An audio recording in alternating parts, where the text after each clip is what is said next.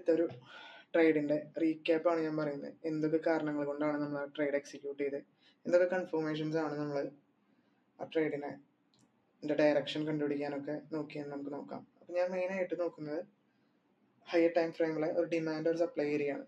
അപ്പോൾ നമുക്ക് നോക്കാം ഡിമാൻഡ് സപ്ലൈ. അപ്പോൾ നമുക്ക് 1 അവറിൻ്റെ ഹയർ ടൈം ഫ്രെയിമാണ് എടുത്തത്. നമുക്കിത് ഏത് ടൈം ഫ്രെയിമിൽ നമുക്ക് വർക്കിംഗ് ആണ്. ഹയർ ടൈം ഫ്രെയിമിൽ 1 അവറിൽ ഞാൻ നോക്കുമ്പോൾ ഞാൻ ന്യൂയോർക്ക് സെക്ഷനിലാണ് ട്രേഡ് ചെയ്യാറ്.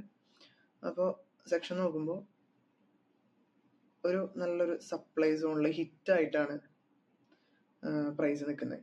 അപ്പോൾ ഞാൻ എന്ത് ചെയ്തെന്ന് വെച്ച് കഴിഞ്ഞാൽ, എനിക്കിനി ട്രേഡ് എടുക്കണമെങ്കിൽ ലോവർ ടൈം ഫ്രെയിമിലെ ഒരു കൺഫോർമേഷനും ഒരു കണ്ടിന്യൂവേഷനും ആയിട്ടുള്ള 2 കാര്യങ്ങൾ ഹിറ്റ് ചെയ്യണം. അപ്പോൾ അതിൽ ഞാൻ മെയിനായിട്ട് നോക്കുന്ന കുറച്ച് കാര്യങ്ങൾ, ഒന്നില്ലെങ്കിൽ ബ്രേക്ക് ഓഫ് സ്ട്രക്ചർ ആയിരിക്കാം, അല്ലെങ്കിൽ ഫെയർ വാല്യൂ ഗ്യാപ്പ് ആയിരിക്കാം, അല്ലെങ്കിൽ 50% ഫിബ് ആയിരിക്കാം. ഈ 3 കാര്യങ്ങളിലെ കൺഫോർമേഷനാണ് ഞാനൊരു ട്രേഡ് എക്സിക്യൂട്ട് ചെയ്യാനായിട്ട് നോക്കുന്നത്. അപ്പോൾ നമുക്ക് ലോവർ ടൈം ഫ്രെയിമിലേക്ക് സ്വിച്ച് ചെയ്യുമ്പോൾ നോക്കാം. ലോവർ ടൈം ഫ്രെയിമിലേക്ക് സ്വിച്ച് ചെയ്യുമ്പോൾ നമുക്ക് ഇങ്ങനെയാണ് പ്രൈസ് കാണുന്നത്. അപ്പോൾ നമുക്ക് സ്റ്റാർട്ട് ചെയ്തു, നമ്മുടെ ടൈം സോണിൽ ട്രേഡ് സ്റ്റാർട്ട് ചെയ്തു. ഇനി ഏത് സെക്കൻഡിൽ വേണമെങ്കിൽ നമുക്ക് ട്രേഡ് എക്സിക്യൂട്ട് ചെയ്യാം. അപ്പോൾ നമുക്ക് അടുത്തത് വേണ്ടതെന്ന് പറഞ്ഞു കഴിഞ്ഞാൽ ഒരു കൺഫോർമേഷനാണ്. അപ്പോൾ എപ്പോഴും നമ്മൾ ട്രേഡ് എടുക്കുമ്പോൾ ഡിമാൻഡ് ആൻഡ് സപ്ലൈ സോൺ വെച്ച് നമ്മൾ ട്രേഡ് എടുക്കുമ്പോൾ നമ്മൾ ശ്രദ്ധിക്കേണ്ടത് അക്യുമുലേറ്റ് ചെയ്യായിരിക്കും എന്ന് വിചാരിക്കുക.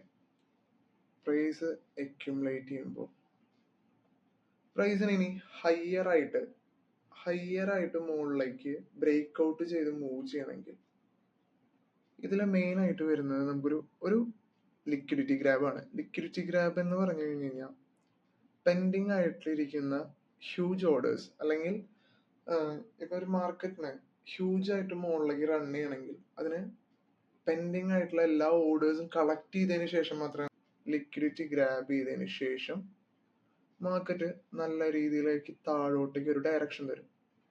ഈ രീതിയിലായിരിക്കും ഡിമാൻഡ് ആൻഡ് സപ്ലൈ സോണിൽ നമുക്ക് പ്രൈസ് ആക്ഷൻ മെയിൻ ആയിട്ട് നടക്കുന്നത്. അപ്പൊ നമുക്ക് നോക്കുമ്പോൾ ഇതാണ് നമ്മുടെ സപ്ലൈ സോൺ വരുന്നത്, ഇതായിരിക്കും നമ്മുടെ ഡിമാൻഡ് സോൺ വരുന്നത്.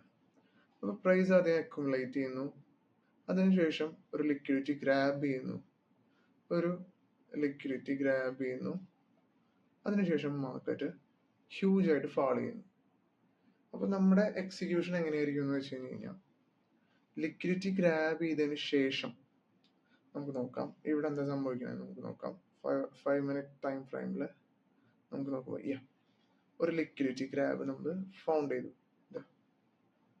ഇത് നമ്മുടെ ഒരു സപ്ലൈ സോൺ ആണെന്ന് നമ്മൾ പറഞ്ഞു. ഇത് നമ്മൾ നോക്കുമ്പോൾ നമുക്ക് കാണാം ഈ ഹൈ ഗ്രാബ് ചെയ്ത് നിൽക്കുന്ന ലിക്വിഡിറ്റി ഏരിയ നമ്മൾ കണ്ടു. ഓക്കെ, ഇനി അടുത്തത്. അപ്പൊ നമുക്ക് കൺഫോർമേഷൻ ആയി. അപ്പൊ നമുക്ക് ഇവിടെ ഒരു കൺഫോർമേഷൻ ആയി. അടുത്തത് നമുക്ക് വേണ്ടത് കണ്ടിന്യൂവേഷൻ. ഈ മാർക്കറ്റിന് ഫെർദർ ആയിട്ട് അടിയിലേക്ക് കണ്ടിന്യൂ ചെയ്യോ എന്നുള്ള കണ്ടിന്യൂവേഷൻ ആണ് നമുക്ക് നോക്കണ്ടേ. അപ്പൊ നമുക്ക് നോക്കാം. നമുക്ക് എന്ത് ചെയ്യാം, ഫിബ് വയ്ക്കാം. ഫിബിലെ 50% ഫിബ് വയ്ക്കാം. നോക്കുമ്പോൾ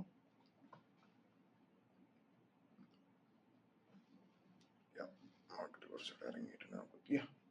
ഇവിടെ നോക്കുമ്പോൾ 50% നമ്മുടെ പ്രൈസ് എത്തി നിൽക്കുകയാണ്. നമ്മൾ എന്ത് ചെയ്യുന്നത് വെച്ച് കഴിഞ്ഞാൽ നമ്മളവിടെ ഷോർട്ട് ചെയ്യാണ്.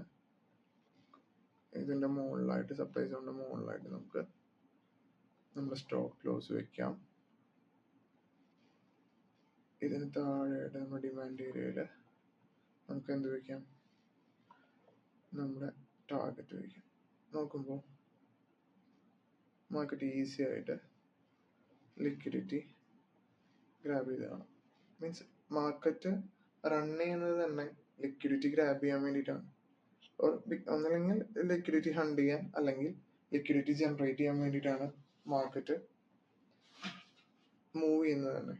ആദ്യം നമ്മൾ മനസ്സിലാക്കേണ്ട കുറച്ച് സൈക്കോളജിക്കൽ ആയിട്ടുള്ള ഫാക്ടേഴ്സ് ഉണ്ട്. ഈ മാർക്കറ്റിൽ കാണുന്ന, ഈ ഗ്രാഫിൽ കാണുന്ന ഒരു ഹ്യൂമൻ ബിഹേവിയർ ആണ്. ഈ ഹ്യൂമൻ ബിഹേവിയർ നമ്മൾ ഡേ ബൈ ഡേ പ്രാക്ടീസ് ചെയ്ത് നമ്മൾ അതിനൊരു എക്സ്പീരിയൻസ് മേക്ക് ചെയ്യാണ് വേണ്ടത്. ഒരിക്കലും ഒരു ക്വിക്ക് മണി പ്രോഗ്രാം അല്ല ട്രേഡിംഗ് എന്ന് പറഞ്ഞു കഴിഞ്ഞാൽ. ട്രേഡിംഗ് എന്ന് പറഞ്ഞു കഴിഞ്ഞാൽ ഒരുപാട് എഫേർട്ടും ഹാർഡ് വർക്കും വേണ്ട ലോകത്തിലെ തന്നെ ഏറ്റവും ഹാർഡസ്റ്റ് ആയിട്ടുള്ള ഒരു സ്കില്ലാണ്. അതിന് നമുക്ക് ബാക്കി എല്ലാ സ്കില്ലുകളും പോലെ പ്രാക്ടീസിലൂടെ നമുക്കത് കറക്റ്റ് ചെയ്തെടുക്കാവുന്നേ ഉള്ളൂ.